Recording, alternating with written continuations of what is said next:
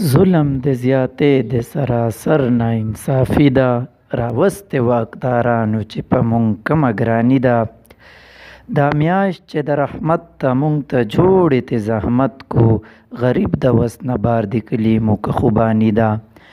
تا چغې د بدلون چې به وهلې وس پې پوی شوم، خر هغه د اشنا خو بس دا قطع تبدیلي ده.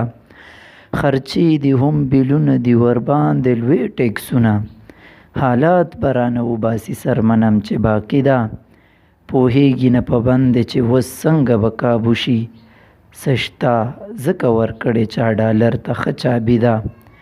اختر شه د بستې پرېږده د نااهلو به څه وایې، ته کمه کمه ستایې به هر ځای یې ناکامي ده.